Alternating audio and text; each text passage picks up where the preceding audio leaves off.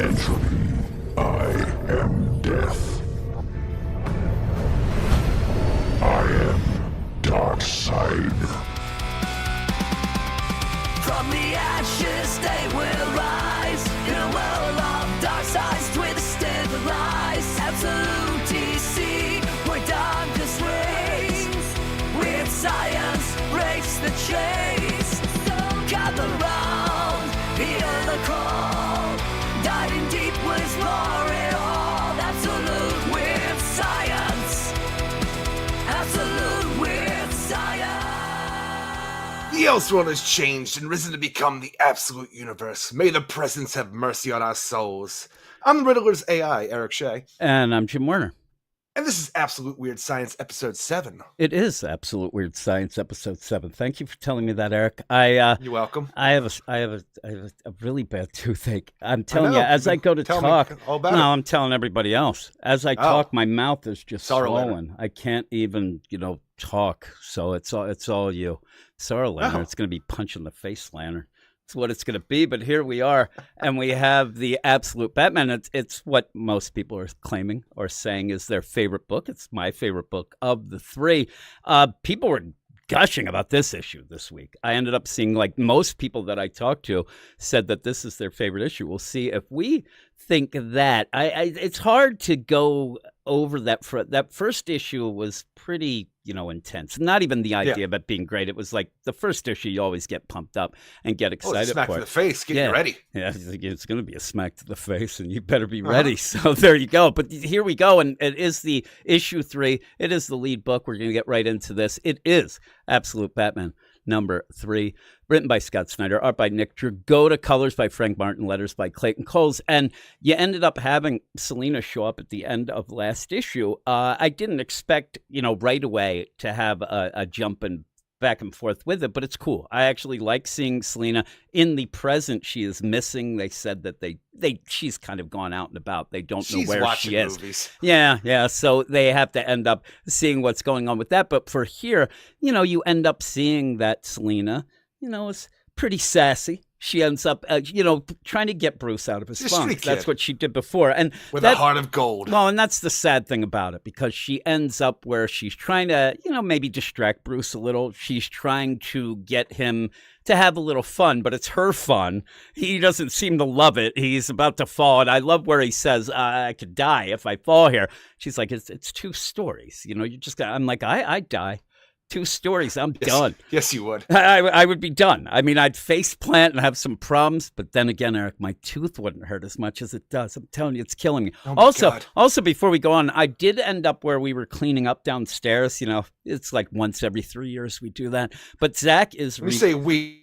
Well, I mean, me and Zach, but Zach is renovating the house. He's changing some things, so we have to get some things out of like the kitchen, and he's tearing it apart. So there's this box there, and I open the box. I'm like, oh my goodness, there's a lot of contacts in here, from back in the day. So I'm like, yeah, why not? And I put they hurt like hell. Contacts? No, they were in the box that they came in.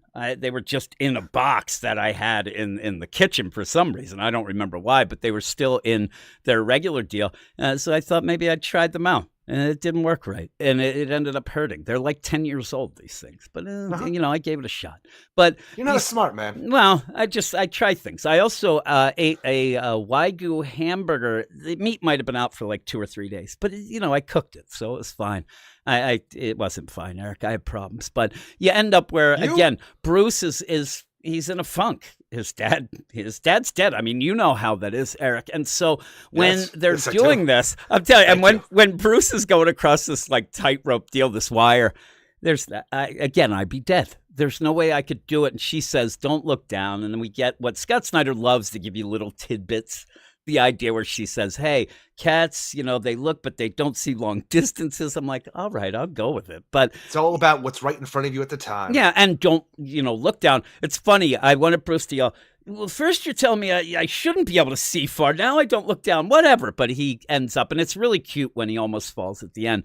And she grabs him and says, look at me. And then I'm telling she goes, look at me. Hi, you're okay. And it was cute. And you end up with them holding hands. But the big thing in this is that, Bruce does want her to go and live with them. At one point, he says that, and it is She's sad. not about it. But also the idea of a child going, look, my mother loves you. You should come and live with us. I'm like, you can't just make proclamations like this, Bruce, because you were a child and your mother just lost her husband. Who knows what the finances look like? We're not bringing in foster kids. Yeah, really. I'm talking like the idea that Bruce somehow is mind shifting to when he's a billionaire in another, universe. He's like, yeah, you can live with us. We're doing great in Crime Alley. Come on down. I'd love it where it is that play of finding a stray cat and wanting to bring it home. I don't mean Brian Setzer either, Eric. That he'd be allowed home, that stray cat. But you end up where it's cute, though. And it really plays out. Scott Snyder does a really good job of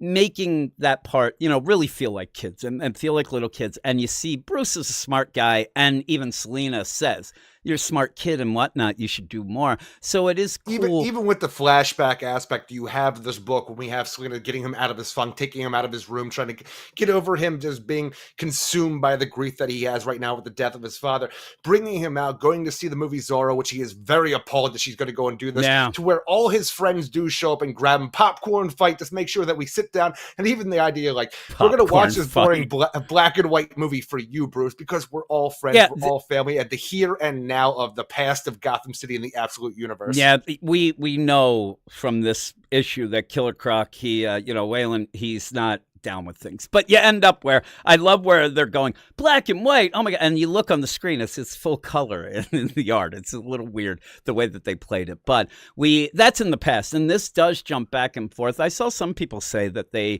thought it was a little bit jarring when you jump back and forth, like they were confused. I'm like, they're little kids. The flashback aspect jarring at all. What I find the Riddler part at that issue, one point got me. And the black. Oh yeah, I'm saying the whole thing with the black, like the Riddler AI Al and like the black mask, the party animal mask we have, but just the world building of what's actually going on in Gotham, what Batman will have to do against Black Mask.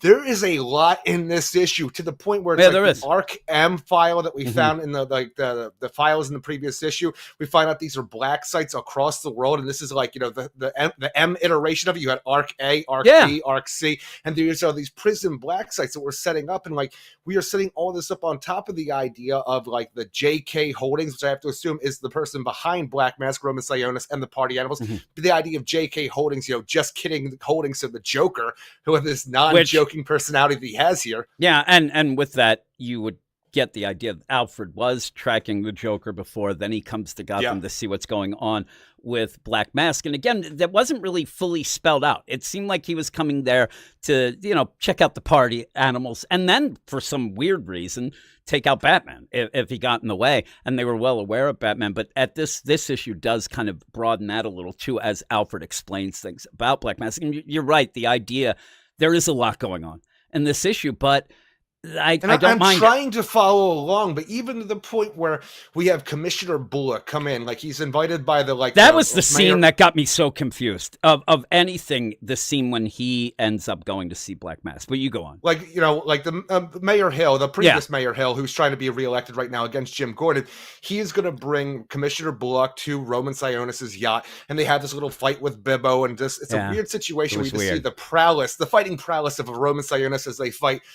Almost naked. But when you have this going on, you have Commissioner Bullock. He's in the city full of hell right now, being overrun by these party animals. These motherfuckers just running around wearing masks of animal skulls. And it's like, oh, it's just Roman Sionis. Hey, what's with the mask? I like wearing the mask. I'm like, why don't you put together, this is a part of the party animals, Commissioner Bullock. Why are you the dumbest dude alive at this point? Yeah, it almost seems like, Bullock goes, hey, why you wear a mask? He's like, I don't know. I'm kind of a party animal. And then he still wouldn't put it together. He's like, there. The thing that got me is you end up having Bullock, a little younger, little sexier. He ends up where he goes in with Hill, and the whole play is, I don't care what you're doing. I'm not going to support you. I'm for Jimmy Boy. And then when he gets when he gets what he's getting and whatnot, he's going to change his mind. But when he gets there, and you end up having, just Hill and Bullock, I'm like, okay.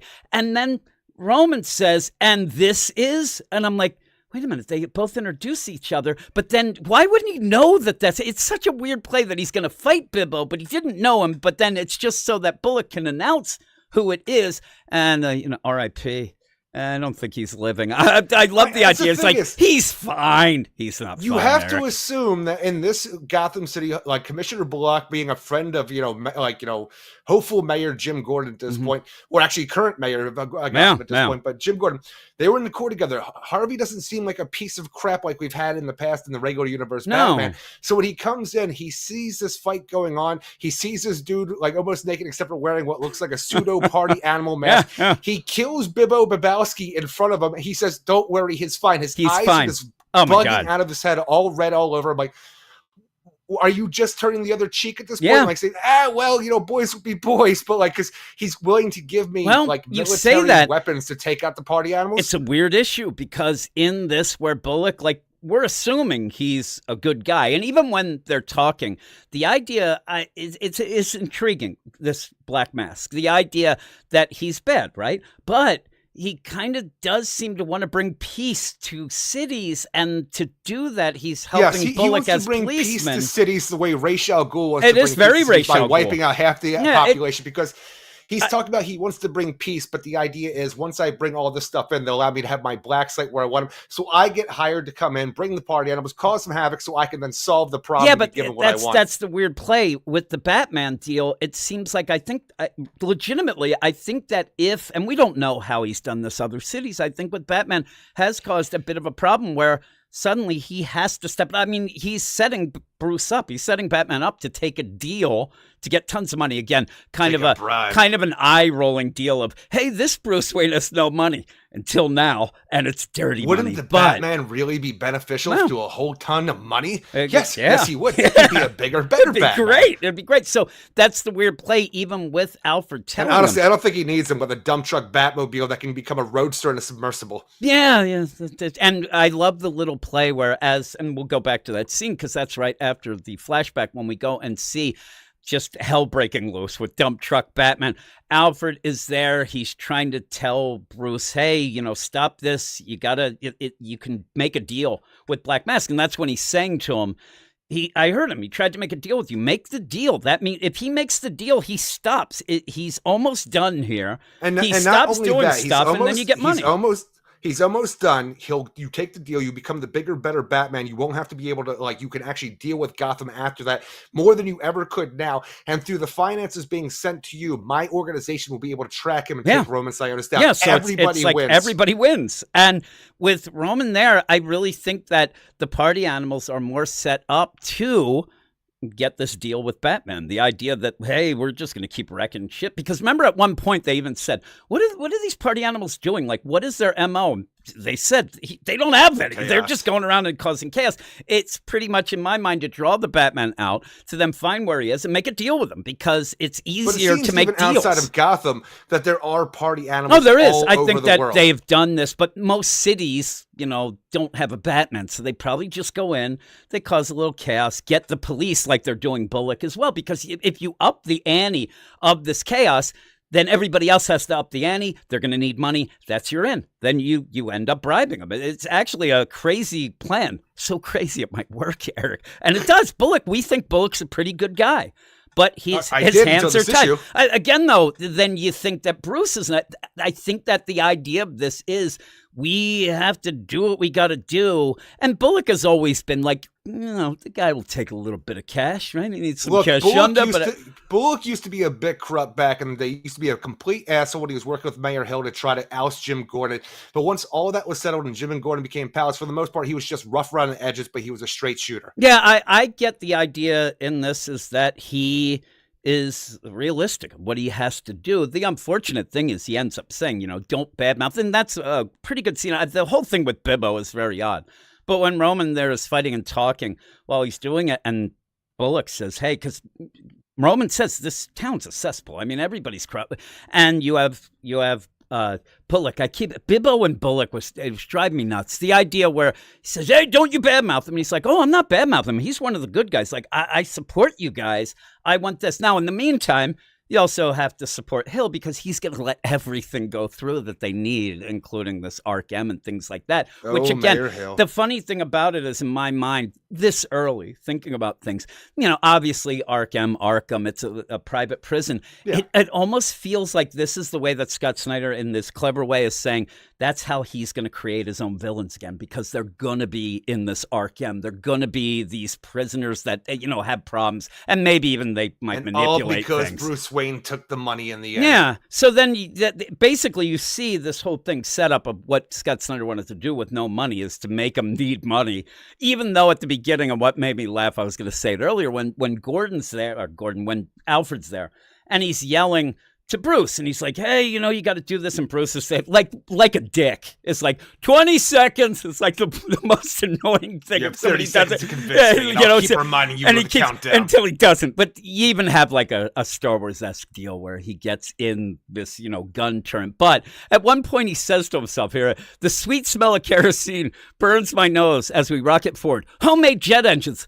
I'm like, don't even try to pretend that Bruce made this like in his garage. Again, still without he made it in a car hole. The idea of him not having money, but he's driving around in this huge freaking bat dump truck that then turns into a giant Batmobile. With what he's doing, the contingencies he already has set forth to take on the party animals and pretty much any newcomers coming into the fray. Yeah, I don't really think he needs some money. Well, I don't think he does either. That's kind of the play when Alfred says, especially when all the artillery and his turret gun on his bat, bulldozer or like a dump truck, are all individually bats. Like batarang, like shaped, like electrified, like tire stoppers. I'm like, he had to make all of those individually. Can you imagine him? Every weapon that he does, he's like, this grenade, this flash grenade, it's got a flash with a lot of bats in it. He's doing all this crazy work.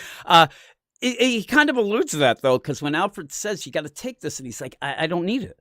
I don't want it. It's dirty money. And then Alfred does get him with the idea of, if you take the deal, all this party animal stuff stops. It ends. He does it. He's fighting you now.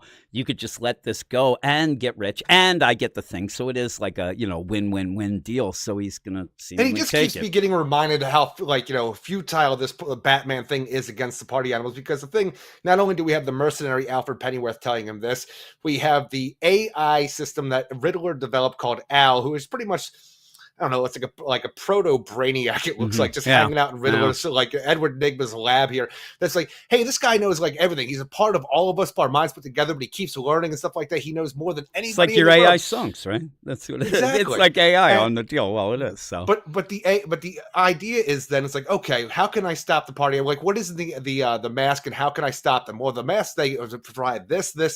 Well, how can I stop them? You can't stop them. It's too big. I'm like, yeah. All right. Everybody just keeps being Debbie Downer to Bruce Wayne in the Absolute Universe this week. Yeah, and I kept waiting for him to use the I. E-Y-E. I'm like, oh no, it's thinking for itself. You want Edward Nygma to make Brother Eye now? Exactly. But in that, do you think of, some people were even saying at one point, you do have this dialogue that it kind of does feel like Riddler is trying to say, listen, I know you're Batman, and but I don't want to, because I don't want to be against you, and I want to be friends, and it's hard for me to make friends and things like that. And it kind of might be that, but in the meantime, I like this Riddler. I like, though it's so over the top. I don't know what I'm going to call this, Riddle Man.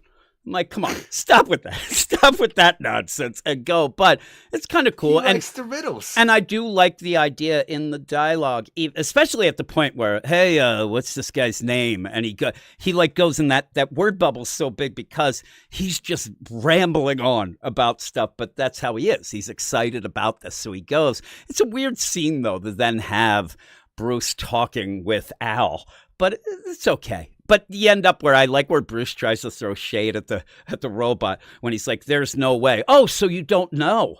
The robot's like, that does not compute, asshole. But they kind of give you the idea. You are going to start the robot uprising with your attitude. There's satellites that end up, again, pretty typical. Does not compute sort of sass. Thing. Yeah, really. I do not deal in sass. And then this other robot, Sass, comes out. It's its wife. And he's like, get out of here. Go home and make me a pot pie of nuts and bolts. Is that what they eat? They eat the nuts and bolts because they're screwed. But you end up where all this going, and even calling Harvey Dent saying, hey, can you find out some info? And I like this. I like that he's using his friends to actually get a bunch of this info. And yeah, Harvey says there's these private prisons, J.K. Holdings for getting a bunch. Inconspicuous the way he's doing it, but he's doing it. No, I love the idea. It's like, man, this is stuff that like a Batman would like to do. And he's like, what do you mean? Like I'm 7 foot and huge? You think I'm the Batman? It's like, they have to know. They probably get together. Engineering? Yeah, they get together and smell like kerosene all the time. It's just funny to think about this idea, though, because you have this tech whiz, this genius, Edward Nygma, who's a best friend of yours. You can get some information. He's fucking building robots in his goddamn car hole. You have Selina Kyle out there somewhere. She's like a stray cat, a thief. We know she's some kind of burglar of some kind. She's stealthy. We have Harvey Dent. He's in the attorney's office, so he can get some personal information about things going on. Exactly. You have all of this. You have the Penguin, who's dealing with some criminal underworld stuff. It's a little shady here and there. So you have all these aspects. I'm thinking, the fuck is Killer Croc Whalen Jones going to give you? What do you mean? Animals? What he's going to give you is a freaking animal show. That's the thing. Right now, at least he has a gym. I'm just waiting for him to turn to the exotic animals and no longer talk to Whalen Jones. Well, everybody knows when you get really big and like boxing, like Mike, you're going to have exotic animals around. You're going to have tigers. I think Croc just wants to jump down. He doesn't want to become a good boxer. He just wants the animals. Yeah, I think that's what he's walking around. He's like Jake the Snake. But you end up where Bruce then does end up taking the deal. He eventually does. I like that he uses the thing because he's trying to look at the mask and things like that, and where you end up having Edward Nygma says, just burn it. Like, don't deal with this shit. It's bad. He's just happy as Al. He's like, all right, is Bruce gone? Get that wig out again now. We're gonna play. But you end up where I don't need it. I'm halfway there, Al. It's like, no wig, Al. Put it down. Talk riddles to me. It is cool that he gets it, and that's how he contacts him through, the mask. But in the meantime, like you said, you have the play. And I thought that the scene with Black Mask, with Roman wrestling Bibbo and killing him. It's so weird. That was the weirdest scene. That was the weirdest part of this whole issue. It's not even wrestling Bibbo to show you the fighting prowess of a Roman Sionis Black Mask in the absolute universe. It's just the idea that you have Commissioner Bullock here just watching all of this and he's seeing everything that's going down. Like, seems up and up to me. All right. That guy, what's going on there? He's fine. Yeah, he's he looks all the fine. Weapons and personnel he's going to need to take on the party animals, and immediately just says, I no longer support my pal Jim Gordon of 20 years, even though we're in the court together. I'm with Mayor Hill over here and his Roman Sionis, not Black Mask buddy. Maybe it's one of those where he sees this, and it is kind of it's a power play. He ends up killing Bibbo. He's like, I think he's dead. He's not breathing. No, he's holding his breath. Let's go. He's fine. He's good at holding his breath, and those eyes, don't look at those. But when they go, I think that he's really selling it. He has to think of everything else involved, I guess, and he's saying to himself, hey, Jimmy boy, he might not win. This Roman guy, he's setting up Hill to win. I'm going with the winning side. I'll get what I can get. But it does feel weird. Bullock is switching sides right here. It's weird. Bruce on top. I feel like Bullock getting the stuff is worse than Bruce. The idea of Bullock, and I'm saying more Bruce subtle, has just been worn down. He's being told everything from Alfred Pennyworth about what he can do to become a bigger, better Batman for Gotham City with the party animals gone. We can take down Roman Sionis in other ways so he doesn't have to deal with it. Again, get all the money. And then he finds out from the AI there is nothing that he could personally do with the expansive network that the party animals have. And then even going to his mother's house, but early in the morning to find out that she has now become the deputy mayor for Jim Gordon. And you were putting a target on your back. All the party animals are going after political officials like this. Why would you do this? Mm-hmm. And she's like, this is what we do. This is what me and your father did. And the idea is I'm going to kiss you now because I don't want to slap you because you said this is how your father got killed. Yeah, he goes, it really did him good. And by the way, I didn't mention when we started that we are recording live on YouTube as we end up doing this. And Kane ends up saying in the chat that what Bruce is going to get from Whalen is a free year membership to the gym. But the problem is Bruce is rich, bitch. He's like, the idea would be great. Well, remember, he had to pay for that stupid heavy bag that he ended up destroying. I imagine, that's the thing, he has to pay for the heavy bag, but I imagine only people that go to the gym are his buddies and he doesn't make them pay. This is why he has to become an exotic animal dealer because is not making any money at the gym. The problem is I think he's more of an exotic animal handler. I don't think he's actually selling them. It's crazy, but it's mine. Yeah, it's so crazy. But yeah, Bruce ends up while you get the narration from Pennyworth. And when you end up having Alfred through this at the beginning, you had that kind of clever deal of like, hey, he does this, and we have this bat dump truck. I hate this Batman. And then when he starts doing more, I love this Batman. But it does seem as if Bruce is checking things out, but it doesn't mean that he's going to take the money and just say, okay, I'm going to, blind eye to everything. He's still looking into these things. He's looking to see. I don't know this Bruce will have to say that yet. Yeah, I mean, the idea of a Batman that, everything that happens, like he's just sitting there, each issue, shit's going to go wrong. And it may not be with Roman in particular, but all these things are connected. That's what I think I got the most out of this issue is it does broaden. You said it does this world building, but the world building it's not just Gotham. The whole world is being taken over, probably by Joker, and then the network goes down. Yeah, and yeah, really. They're busy doing mining stuff. Oh, good. Yeah, so that. But in the meantime, you have Bruce like, oh, let me look. And he's like, oh, yeah, I noticed this crazy island type prison. Oh, my God, it's Arkham. So he is checking things out and seeing exactly what is happening. And then you go back, and that's where you end up where they're watching Zorro, and they have the popcorn attack fight. Waylon, you don't see. He's probably, as a kid, probably has an exotic animal with him right there. What are you talking about? He's right there. But it is, no, I'm saying he's probably got, like, at his feet, he's probably got, like, an alligator or something. But even the mother, Bruce's mom's there. And so you end up kind of going that. It's a nice little scene. But Bruce actually goes to see his mom and says, hey, number one, stop screwing Jim Gordon, because I know she is there. She's definitely betting him down. But the idea that she's joining in, Bruce wants her to lay low. I'm saying, what's wrong with that? Obviously she's keeping it on the down low, so she must not want Bruce to know. So you end up where the whole play of this is that she's going to now run with him, deputy mayor. And Bruce says, screw that. Like, you're just going to get killed. And again, this is why he takes the money. He takes the money because if he doesn't, there's a lot of reasons. Well, I'm telling you, the party animals are running rampant. If he doesn't take the money, they're killing everybody, including his mom. They're going to go after her again. I think that's one of the main reasons. I think if he wasn't given the information from Al and Pennyworth, he would have still continued the pursuit and think he could handle it. Well, and she would have died. I'm saying that he ends up finding out, and the idea of Pennyworth saying, they'll just leave. They're done. Why keep this thing going? They'll just stop. All the attacks will stop. And he ends up saying to his mom, lay low. I think he's going to her to say, listen, I don't want to take the money. So lay low. I don't want you to get hurt. And she's like, oh, no, I'm front and center. I'm going to be the deputy mayor. And he's like, screw it. That's like the last bit that he's, screw it. I better do this before more people die, including his mom. But he throws shade at his dad, which that was pretty funny. I wish she just slapped the shit out of him. It's just funny when he says that. And she's like, what the hell? And then you see Alfred looking at his daughter. His daughter's there playing some kickball with the kids and then drives away. Again, that was just a little scene. You had him call and leave text for her, and she wants no parts of him. I guess maybe he'll stay in Gotham, and maybe they'll end up, kind of getting back together. We'll have to see. But then you end up having a bunch of news reports and things like that with Mayor Hill, just to show that Bullock is there. He doesn't look happy, but he's doing what he has to do, I guess. And again, I'm doing my part. And again, with that too, we sit there and talk about, Bullock and wonder about him, but he probably is wanting to get that equipment so people on the force don't die. Not just him, but everybody else, because they do end up getting a lot of helicopters and things that they need. Again, though, it's like they need them to fight the party animals that's set up, and Bullock is so ridiculous not to realize it. System. Not to realize it's like paying the company store here. But there's Hill for mayor, and then ends up saying it's becoming the anniversary of the biggest thing that happened, the big Gotham Zoo shooting.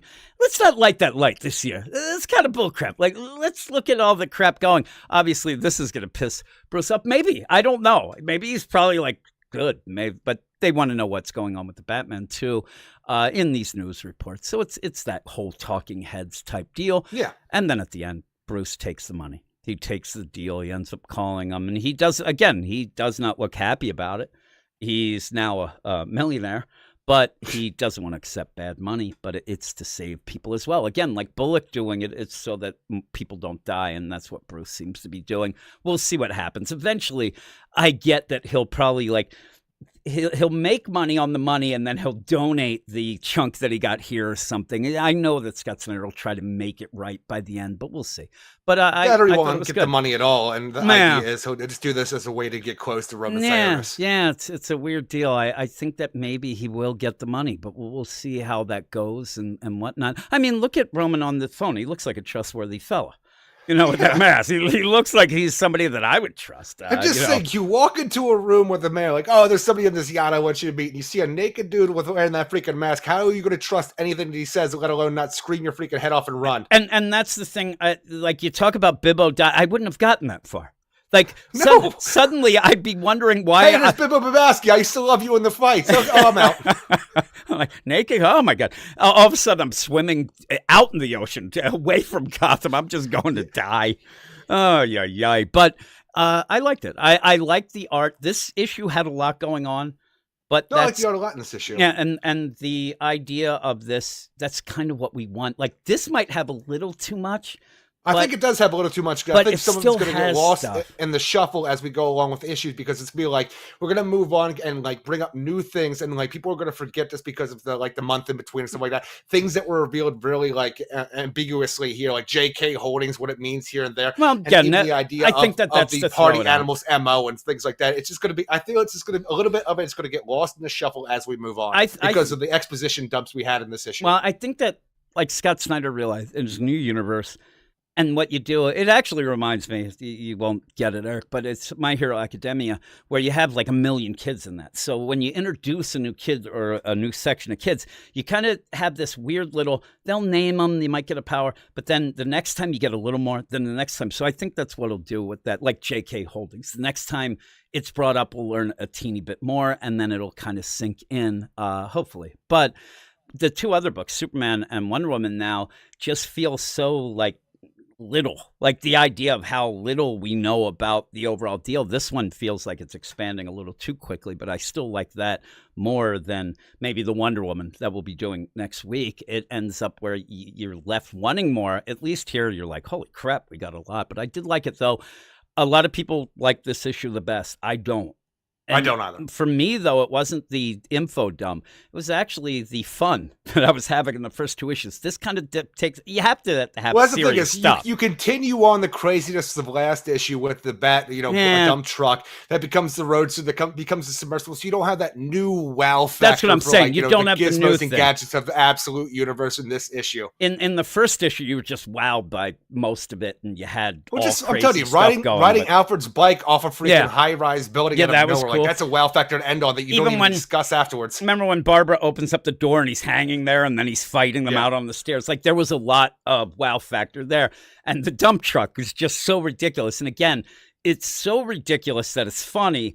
And this one gets a little more, but I'm sure that you couldn't just have just ridiculousness every issue. It just, well, then it becomes what James Tynion the Fourth was trying to do during his I was going to say Detective Comics, or was it Batman? It was Batman. I think it was his Batman run. Yeah, it was Batman. The idea was that at each issue he's going to introduce some kind of new tech that ended up just feeling like they're trying to sell toys that never were produced. And then until he said, I'm done with this. Well, he said, I'm done with it, to then create a character each issue so that he could just keep trying to get money off of Miracle Molly, R.I.P. Eric. I don't even know what happened. She's still alive.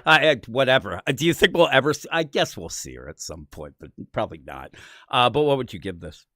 I would give this a 7 out of 10. Again, I like the art in this issue. I think it's still a fun book. This is a bit of a downer for me just for the exposition dumps and the lack of fun. Again, there's still fun to be had. You have to take something seriously to build up Gotham of this world and what's going on with Batman. It just felt a little too heavy for the third issue in. Yeah, I like the deal. Did you give a score?